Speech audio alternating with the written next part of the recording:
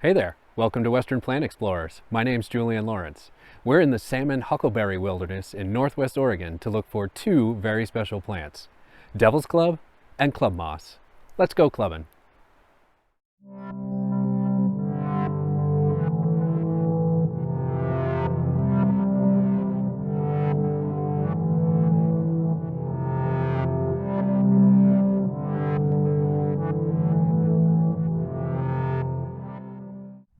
So this little plant here trailing along the ground is club moss, but it's not a moss, it's not a conifer, and it's certainly not a flowering plant. Club mosses can seem rather mundane until you know more about them. They are a look into the past. And with most plants, we're talking about hundreds, maybe thousands of years. But with club moss, we're talking 400 million years. Club mosses have cones, but are not conifers. Like true mosses, they don't have leaves or needles, but these little structures called microphyls. They are the first evolutionary step on the way from a bare green stalk to a leaf-covered plant. They reproduce by spores like true mosses, but they are not mosses because they have a vascular system like most plants around us. In fact, the ancestors of this plant were among the very first plants to have a vascular system. Imagine the immense complexity of evolution from photosynthetic algae in shallow seas to dry land plants. Club mosses are like a stop along the way.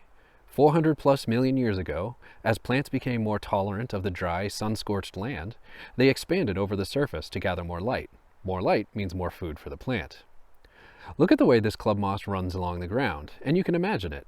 Eventually, the surface where they could grow became crowded, and a new set of evolutionary traits emerged. One trait is to grow upwards if there is no space to expand outward due to the crowd. Doing so means the plants need to get water up to their ever-rising tops. And this is where a vascular system is important. It's a bit like our arteries carrying nutrients to all parts of our body. Club moss ancestors were among the first plants to evolve this. The competition to grow taller than the crowd meant that the crowd kept getting taller. After millions of years, plants that we would consider trees evolved. Distant relatives of this club moss grew 90 feet tall or more, with trunks that were several feet in diameter. Numerous fossils of these plants are still found today. In fact, even if you know nothing of them, you have a relationship with those ancient plants. They make up much of the world's coal deposits. Eventually, the wet world of those ancestors dried out, and plants evolved which reproduced by seeds. They were much more successful. Ancestors of this club moss become rare in the fossil record they once dominated.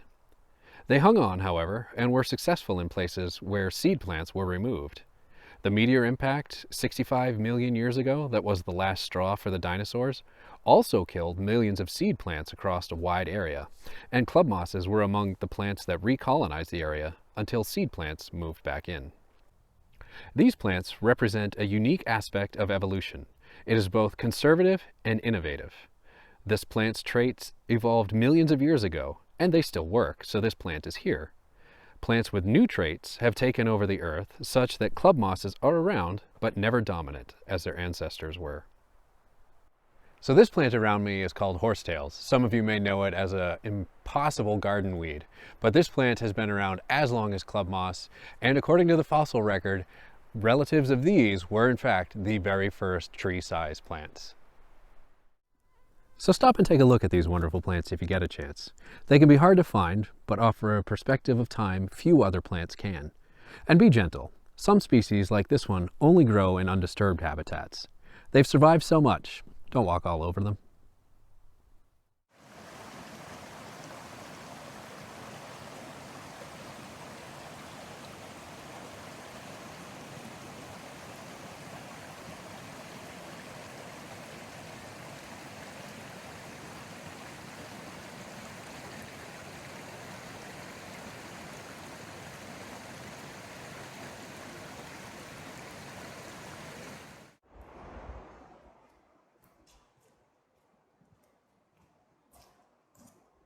Man, look at those beauties.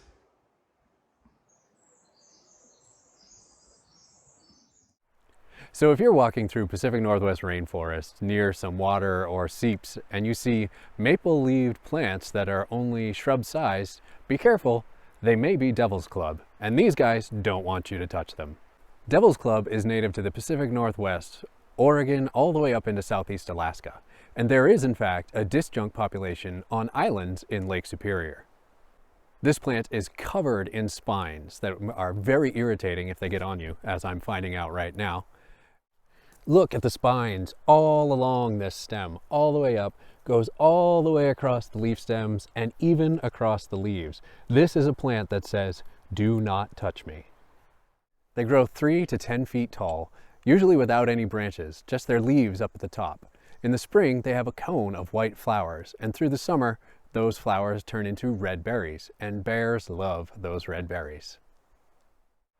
If you do happen to grab some of these branches or these spines, they will just break off in your skin, and you will be miserable for some time because they are extremely irritating. They just break off, and you have to pull them out, much like cactus spines.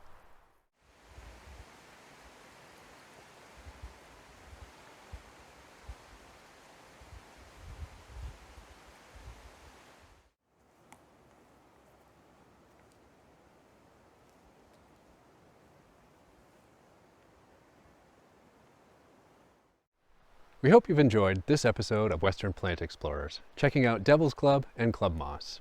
If you want to nerd out with us again in the future, or are just plant curious, you can click subscribe at the link below.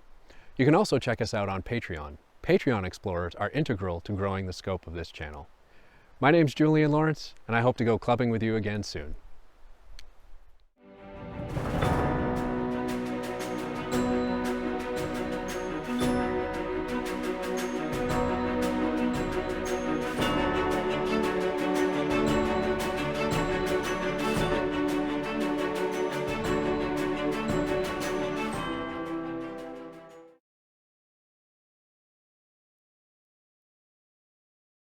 So this little plant trailing along the ground is not a conifer, not a flowering plant, and what the hell else am I supposed to say? They can be hard to find, but they offer a perspective of time that few other plants can. Fuck me and the fucking goat ass. With the disjunct populations. Oh, smack in the eye. Dive bomb, dive bomb. If you want to plant out... Try that again. Plant out. Patreon explorers are integral to growing the scope of this channel. Well, farewell.